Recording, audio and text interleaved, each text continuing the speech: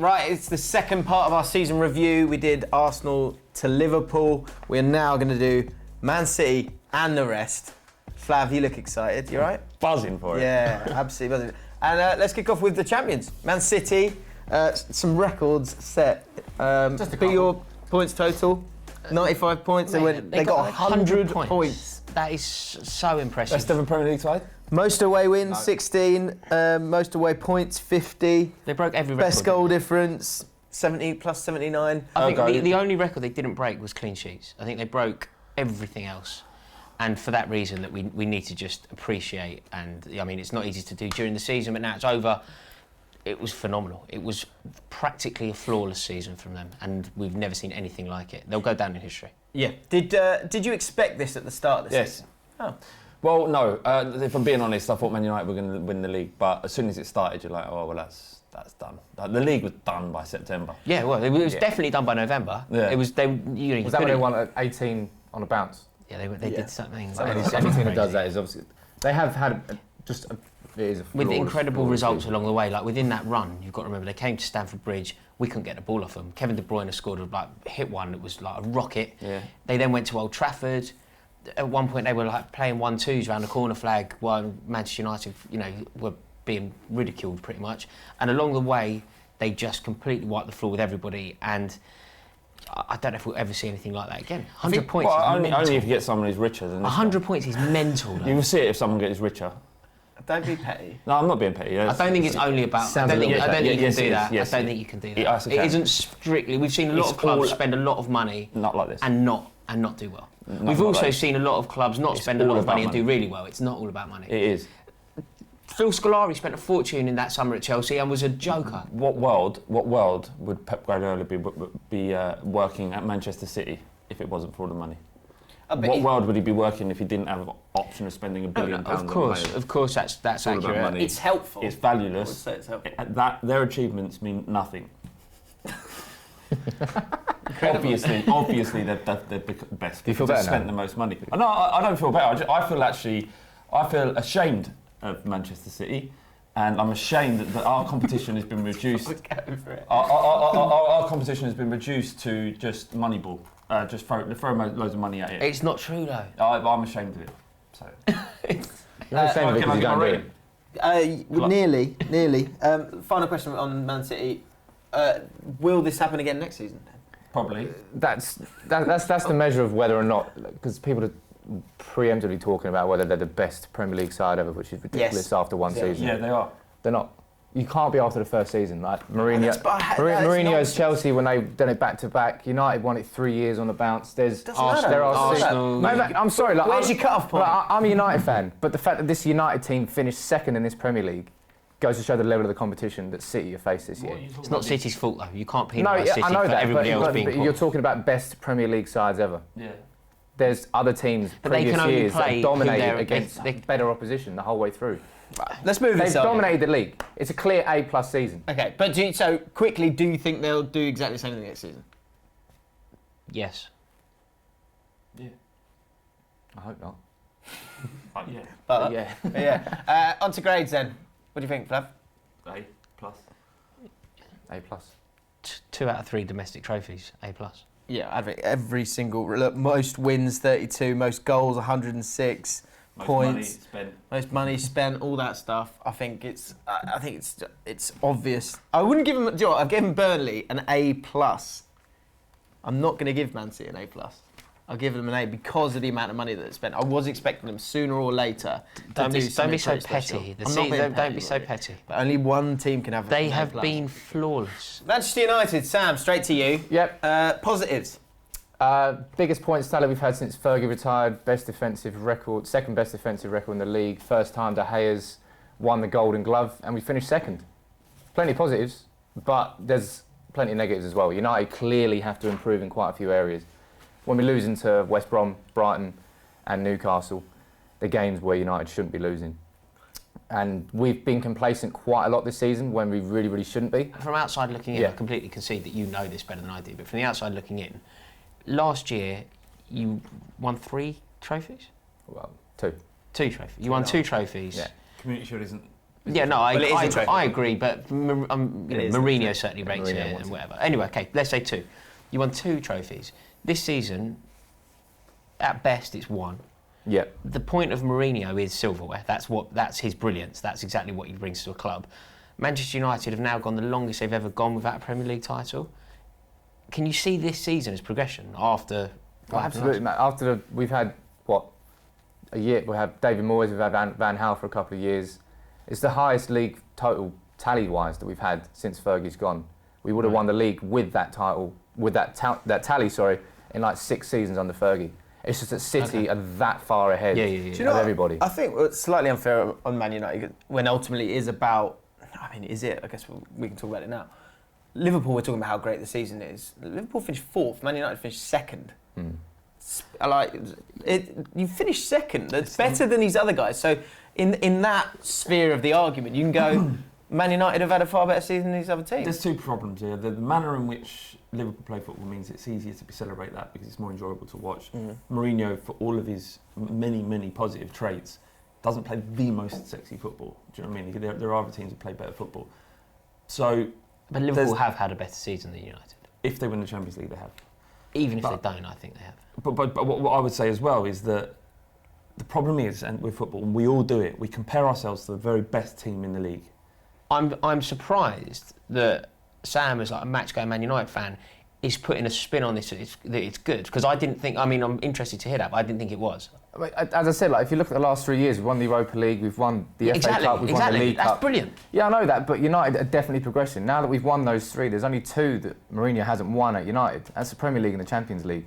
The Champions League exit really was a sour note on this season. You've clearly moved forward in terms of points. The squad's in the strongest position it's been in some time. It's just that the City have, at the same time as spending similar amounts of money to United, Guardiola has built a wonderful team already, and Mourinho's struggling to get that consistency. Sanchez came in January. I kind of threw it up in the air a little bit because then we had to play Sanchez in a team which looked quite settled. We had Martial, Rashford and Lukaku playing well.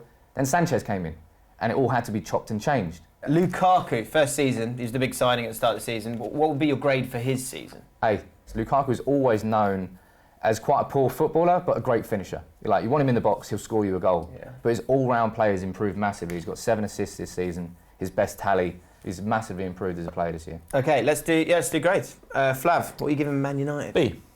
B? Yeah. Okay. Sam? B minus. Just using the minus there. I think it's a B minus, but if they win the FA Cup, that goes to a B plus. I think that I put that much pedigree in the cup. Currently B minus. I think it's a strong B plus. I think if they win the cup. I think regardless, I think they were 6th last season, and I get the trophies, and that is a huge part of it. That's a huge part of football, and that would put up your grade as well. But they have moved forward, and you can't discount those points. You can't, I don't think. Newcastle. Where do we put Newcastle? 10th, I think. It's down for 17th. We had 17th, not 10th. Miles off. But they finished 10th and did it pretty comfortably. Flav. Yeah.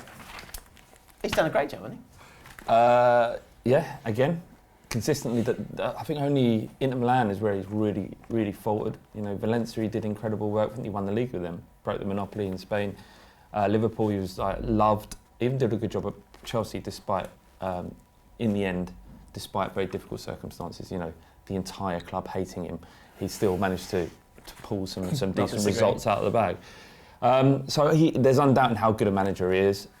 Newcastle did incredible to get hold of him, and to keep him is another thing altogether. And with a limited budget, the turmoil of the takeover that never happened, the not being able to spend, essentially a squad full of Championship players, although some of them have matured into good Premier League players, the shells at the back especially. Yeah. He's done a lot with a limited squad. They need that takeover to be done so he can start spending, and then you'll see them creep into the conversation about Europe, I think, with him at the helm. I think it probably is weirdly a highlight of his managerial career because of the squad that he brought into the Premier League. There's a lot of players there that you weren't certain could cut. Let's not go overboard. He's won the Champions League and La Liga. Let's Yeah, not go too fucking hell. Let's not go too far. No. Reaching 40 points to Newcastle is a better achievement than Istanbul. Fair point. Yeah, I didn't think about that. But like you say, Lascelles, Shelvey, the whole squad, even a couple of players that they brought in, like Matt Ritchie, he put together a squad there that, with not a lot of money, he was annoyed at it himself. And it shows his ability to organise a side, regardless if they're Real Madrid or if they're Newcastle. Yeah. Grades for Newcastle? I'd say B+. Yeah. Yeah, B+. I think Benitez will be very happy with that season, surely. Rory? Yeah, B. I think they've done very well. Good. I think, I'd go B+ as well. Next up, Southampton. They'd finished in the top 8 the last 4 seasons. Not this year. Prior to that, when we thought about Southampton, we thought of them as Mate, as the a perfect kind of club, the perfect Premier League club. They were a shining example as to how to run your club. They were producing wonderful footballer after wonderful footballer. They were. They weren't a shining example. When you sell your best players, that's a shining example about how to run your football club. They were a shining example of how to be well run because they were letting people go. It wasn't. It wasn't also letting people bend them over. Yeah, but that was their model. Well, I think It's the a point rubbish is, model. it's not a rubbish model. Very Let's build up these brilliant players and then send them off to Liverpool and Spurs and elsewhere. But do you focus on the no? Great, we've got loads of money, but now we just survive by the skin of our teeth. Calm down. It's not a good model. This season's shown the bad side of that model. You've had 4 seasons of it working, then finishing in the top 8, which is as we're kind of seeing when we look at all these clubs, is kind of the ceiling for a team like Southampton. But this season, you've seen how sooner or later you're going to have a bad season, and when you're going right, who's our goal scorer, and they've all been sold to everyone else, then you start to go, shit, maybe we should have kept 1 or 2 of them. This was the year that it finally caught up with us to continuously sell our best assets without adequate replacement. Time and luck was always going to run out. First of all, the appointment on Pellegrino was a huge gamble in the summer. Yet again, another manager without proven English football experience, and he was a manager that was trying not to lose games. That's why we drew so many. We should have pulled the trigger on him much sooner. Any other club in the country would have done it weeks or months before we did. But give credit to Mark Hughes. He's galvanised the squad. He turned the ship around, and I tell you what, the fans adhered to Mark Hughes like we never adhered to Pellegrino. As soon as the fans were over with Mark Hughes, we were totally behind him, and Mark Hughes went above and beyond our expectations. He simply should be in the dugout next season.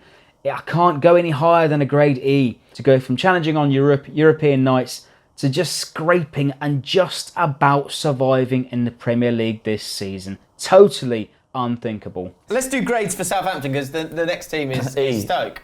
E. Yeah. Okay. Yeah, E. Why? Because I'm agreeing with Flav on everyone, apparently. No, but they just about survived. Like, Pellegrino was an absolute abomination of a manager. Way too defensive. 1 out of 10, if that, for him. Yeah. 1 win in 21. Jeez, that's awful. But Mark Hughes came, and I don't know how Mark Hughes saved it, but Mark Hughes saved it. They just had a turnaround, inspirational, really. Yeah. I think for what you expected at the start of the season, it was 8th or 9th. For them to be that low, it has been an awful season. Massive wake-up call for them. I'd say E. What are you going for? I'll be slightly more generous. I think it's a D. They didn't go down. There's something positive there. Same manager, different, same tie, different club. He hasn't taken a club down.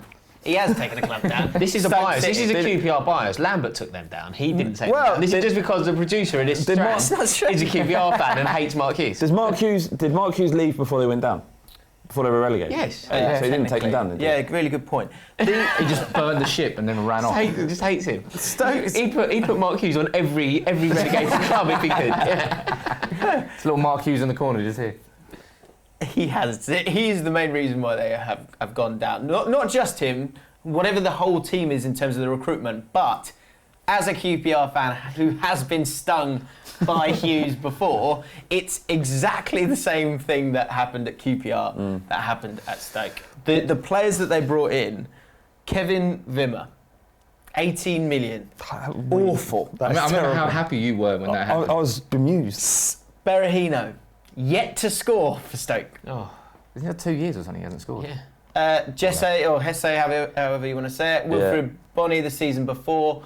Bojan hadn't stuck around long enough. Afellay got told to fuck off in March because of his attitude.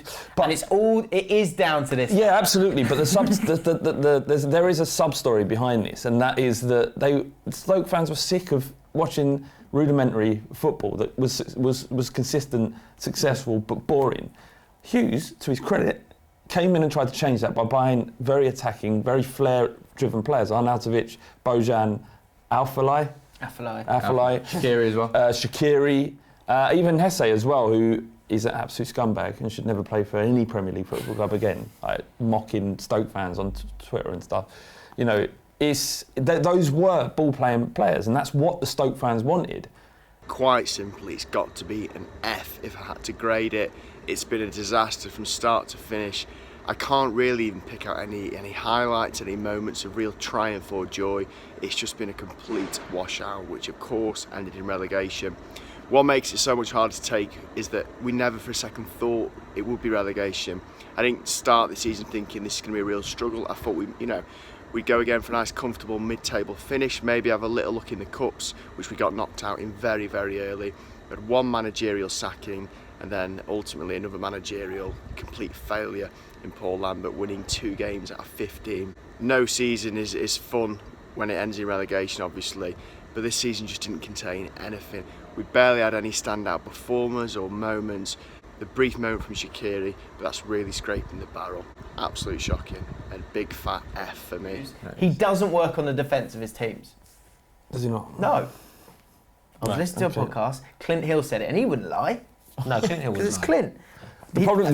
This team is, had the worst defensive record in the league. they were woeful. And the problem is that when you sell players like Glenn Whelan and John Walters, who have their limitations, don't get me wrong, you don't. It's steady though. They're the people that keep you up. Yeah. Not Hesse. He don't keep you out into a Premier League. But just one thing, it's not his fault really, it's the owner's fault. He's not going in here going, I want to do bad. Yeah, but no, he's a huge part of the recruitment. And the players that he continually buys for different teams are players who haven't got the stomach for the fight. They're just there for a payday. You just stink of agenda, you do. I'm not stinking of agenda, it's there for all to see. It's just one player who did do well from Shaqiri, he had a hand in more Premier League goals than any other Stoke player. He's quality. 15. He'll be one that will get picked off, I would imagine. Just quickly, where did you see him? Would you take him at Chelsea? No. Take him at United? you taking the Spurs. Would you? Do you think he's good enough to play for top 6? Absolutely not. So why do you ask? Curious. Right, grades. Stoke. I mean, it's F. Do you get Bottom of the get league. F minuses? Can you add a minus onto Yeah, that? you can. Yeah, You can do anything you want. That's Chuck your an F grade. minus out there. F minus. F. Agreed. Okay. Swansea City went down in the end, couldn't survive despite the upturn. Paul Clement was there, 13 points, didn't they? I think it was after something like 20 games. Carvell came in, collected 17 points from the first 9 games, and then in the next 9, the final 9 of the season, 3 points. Yeah. So he has. Mad. He's a record, doesn't he, of going to places, galvanising the side, saying the right things, and then it all tailing off. And then he's never been more than a year at any club. Yeah. So he clearly has a problem with his management style. It's just. Yeah. Thanks for that. Swansea themselves, it was when you look back on it, it was the recruitment, the lack of recruitment, is what has destroyed Swansea, right? Yeah, I think that's clear to see. I think when you let players with the calibre of Llorente, Sigurdsson leave, and you don't bring in able replacements, you're always going to struggle. And it was a bridge too far for them, because it looked like they were going to go down the previous year. But he came in, he brought Makelele with him, and they worked a miracle. But just a bridge too far. The thing that's mad about Swansea though is that had they just won that game against Southampton, got 3 points from that. They got sucked back into it. We've been talking about them They staying looked like up. they were fine. Yeah, it was just that. Well, obviously, it's not the whole season. It was atrocious. Other than that, but that one Yeah, it game was at known, home wasn't it? Yeah. against Southampton, you would have thought the fans and the players really would have got up for it. But I suppose it's kind of the way Swansea are right now. They just didn't have the fight for it. And I think they've lost their way a bit, Swansea, because they sort of came up and played this great football. And although they did have a lot of managers, often it was the change was because they'd gone on to get better jobs. But over the last sort of 3 seasons, time and again, I think it's from Gary Monk that couple of seasons ago, they've had to change it, and they've changed it again, and they've just thrown the dice and hope for that little turbo charge. You have to get it spot on to survive. Gary Monk. Gary Monk did all right, he's a good manager. Yeah, but he's directing, and he's not as sexy as Brian Laudrup. And that's what keeps teams up. Well, So what's your grade for Swansea? My grade for Swansea is F, and it's because they let go of their identity, which was football playing sides. F. So, F. Just because you got to be flat. And the world's worst loan spell in Renato Sanchez. Yeah, we didn't absolute mention it. disaster. Terrible, Yeah, incredible. I'm going to go for an E, and it is really glaring. You lose the output of Sigurdsson and Llorente in terms of assists and goals, and it's only going one way, which is down. So yeah, I'll give it. What did I say? E. What are you going for, Ron? F. Adios. Adios, indeed. Right, now we are moving on to Spurs, Flav.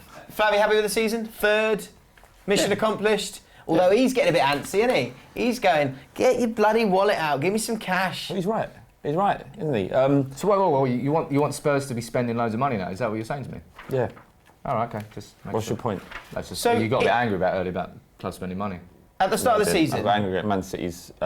Just wondering. At the start of the season. You're not adding any value to this conversation. I'll say it again. At the start of the season, what were you hoping for? What were you expecting to happen? Look at where we were. I predicted we'd be in the league.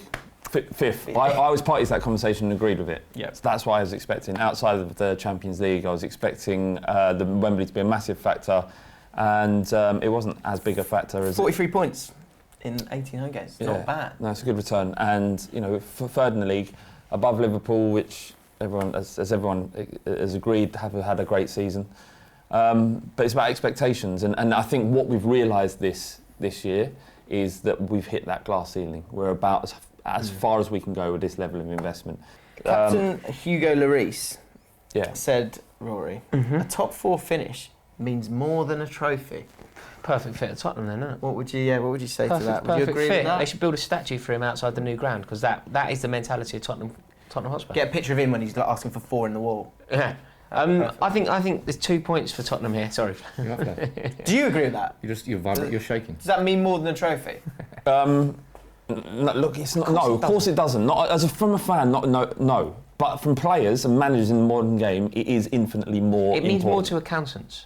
If you're the accountant of a football club, you'd care. So we're at a point now where we need investment. Nobody here and nobody watching this video cares about that. We are all football fans. Yes, true. But we also want everything, and you can't without spending. Yeah, that's so can I just say something? In order for us to break through the next barrier, in order to legitimately challenge for the league and actually go into the season, we can do this. Not be surprised by the fact that we're up the top. We need money. We need more money being put into that team. The only way we can do that isn't by winning FA Cups, it's by constant Champions League football. If we didn't qualify for the Champions League this year and we won the FA Cup instead, we would have £60 million less. £60 million. And then we'll be saying we want to win the league this year. Well, where the fuck are we going to do that? Where's the money coming from? We've got the FA Cup. But winning silverware it's about momentum. The reason that you haven't won a trophy for so long is because you haven't won a trophy for so long. From an outside point of view, I thought this was the final season where if Spurs don't win silverware, it's going to be really hard for Pochettino to keep that whole squad together. Because you're going to go into a period now where you're going into a new stadium, you're saying about spending money, you've got that hanging over your head. It's one more year, I reckon, Sam. How do you cope with that and a new stadium and invest at the same time? We are going to lose 4 players. Not yet. I think one more year. This season we'll lose Alderweireld. Yeah. Rose said he wants to stay, which was weird because we all thought he was out the door. Wanyama and Dembele are gone. Right. Certainly Toby and Wanyama. Did you say Toby? Alderweireld and Dembele. Right. They don't know about that. Did Stevie tell you that? Yeah. And Wanyama. Give us your grade, Flav. B.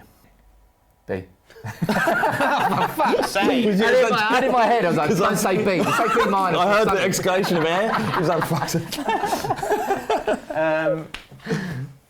Yeah, it's flat B, isn't it? It is a flat B. I think it is B. It would have been anything. With the trophy, it's an A, so it has to be a B because they got Champions League. Okay. You were talking about this time in 12 months. This next team that we're going to talk about, I feel like 12 months ago we were talking about exactly what we're about to talk about now. So stick around because this is going to be great. Watford finished. Where did they finish in the end? 14th, wasn't it? It was one that we got right. But it's the same stuff, isn't it? It's the same fact that like managers, like a revolving door. Players that we don't really know much about, getting safe by a certain amount of time. Marco Silva was the right appointment for me. And it was exciting at the start. It was exciting, and then you found out a little bit about his personality, which I didn't know about, and that he's ambitious. Ambush is a polite way to say it. What you, I don't know what you mean. Yeah, Well, he's been in the job 11 games. Watford are flying. Everyone's talking about these players no one's ever heard of. 4th in October they were. 4th in October. Yeah. Everton come along, turn his head, and it all goes to shit. Yeah. What does that say about him? Interesting perspective, yeah. Well, I think Ambitious is one thing. Someone I wouldn't want near my club is another. I think that's unfair. Fuck him.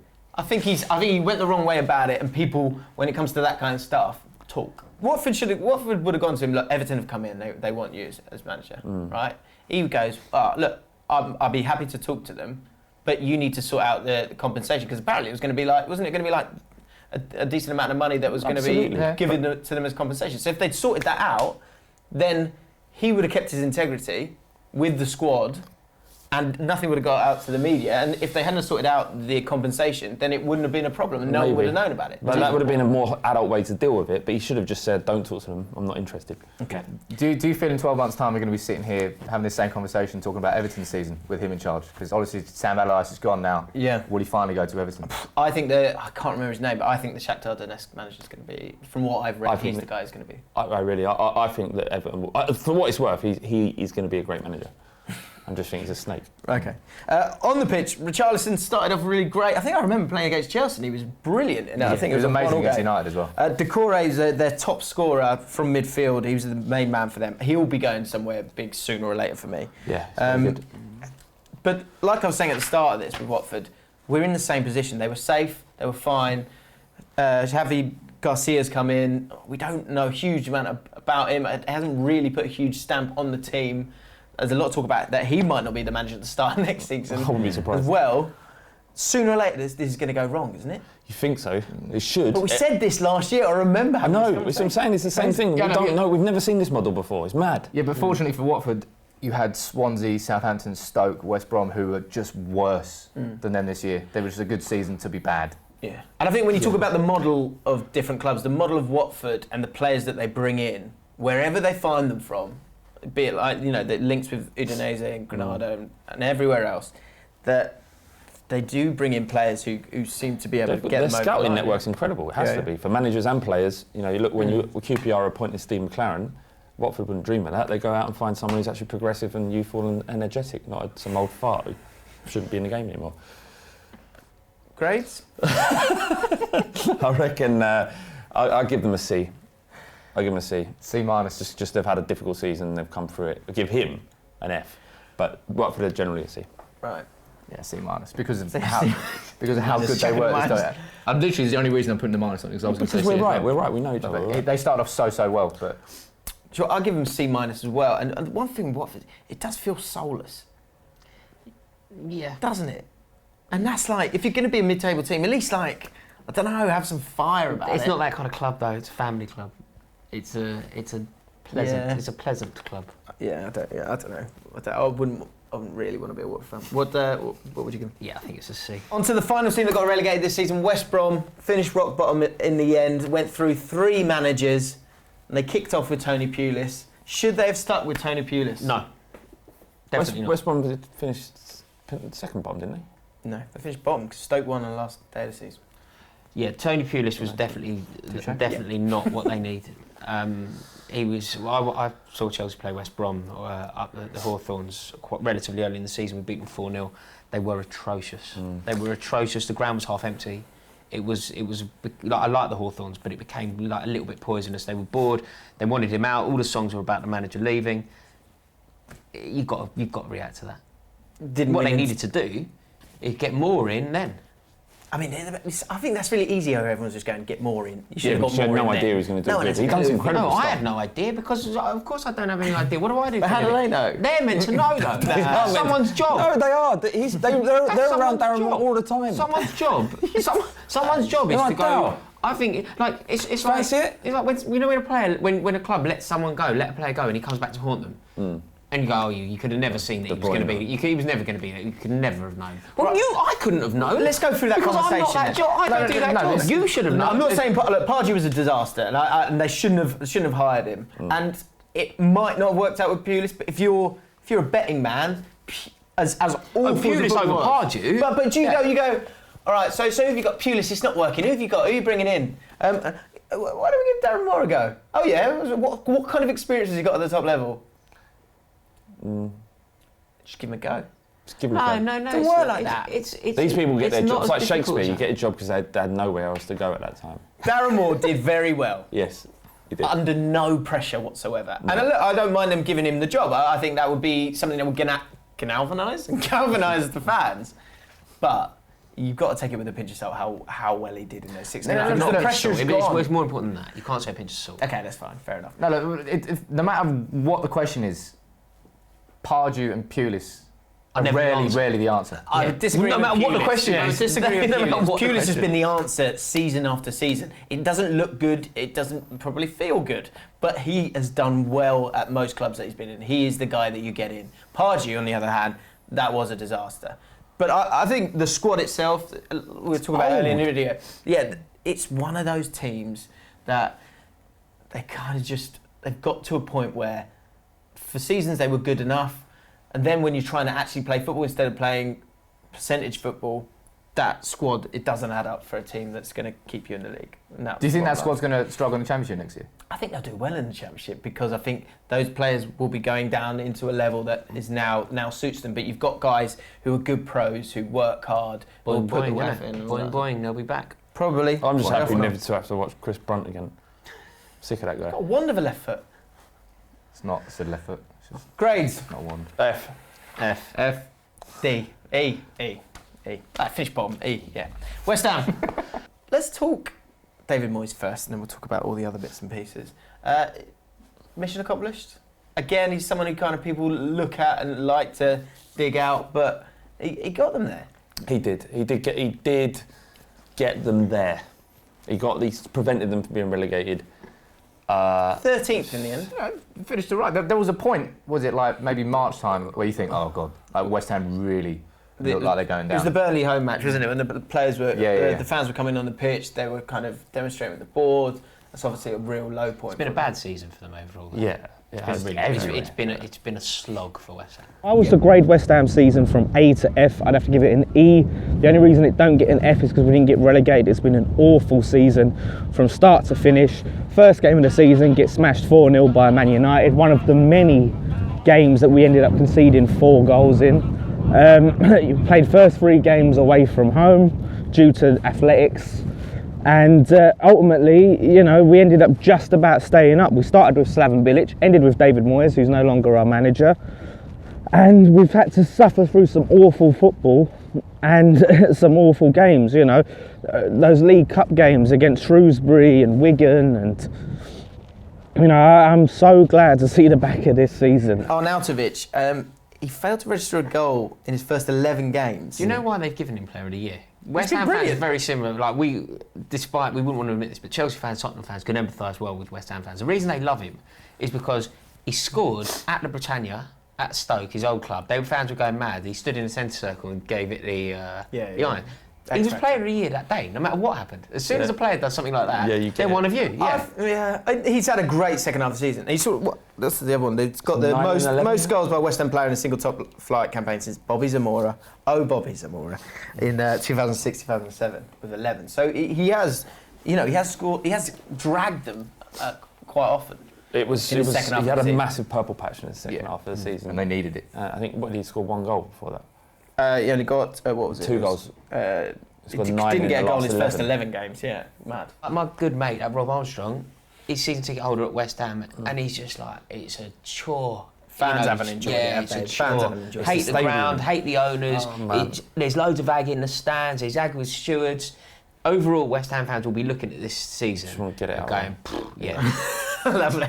What a lovely way to end the video. So final grades. It's very underused. Not enough people go for the V's anymore. This is no good. No, this always is a V's. fine. When I'm driving, I'm a big massive fan. Oh yeah. If anybody. What is it about getting behind the wheel that makes people? Anyway. Final grade. Final grade. I'd give them. Don't do it. I'd give them a D minus. I'll give them an E. I was just going to go for a flat D. Right. I'm going to go for a D minus. If you look at the start of the season, they were looking to push on with some of the players that they brought, and it's not gone right at all. And off the pitch, awful. E, terrible season. Okay. So there you have it. That is our season review. Thank you very much, lads. enjoyed it. Enjoyed it. Let us know your thoughts and give us your grades on the teams that we've discussed in this video. Go and check out Arsenal up to Liverpool, the first half of those teams in the other video. Subscribe to Ball Street, check out the other guys' channels, and we'll see you soon.